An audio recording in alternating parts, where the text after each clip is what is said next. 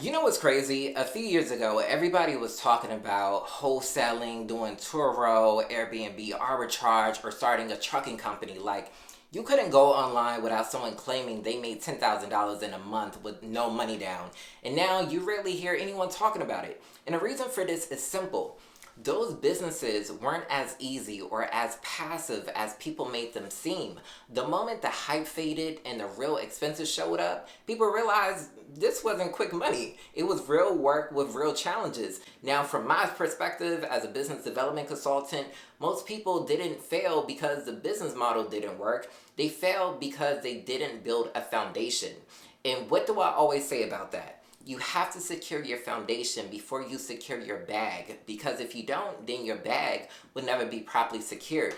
People never stress tested the business. They didn't model revenue drops or test whether the business could survive slower months. They didn't calculate a real break-even point, and not just revenue, but the minimum level of activity required to cover fixed costs like insurance, financing, marketing, and maintenance.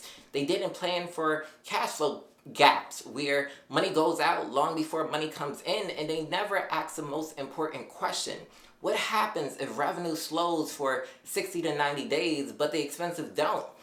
That's not poor luck. That's poor planning. And poor planning is the root to every failed business. Because when you don't plan, you don't understand your risk, your runway, or what actually keeps the business standing when conditions change.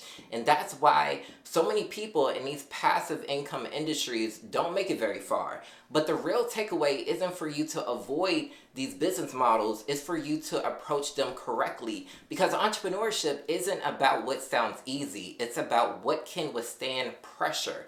Because pressure is what exposes the quality of the foundation behind the business.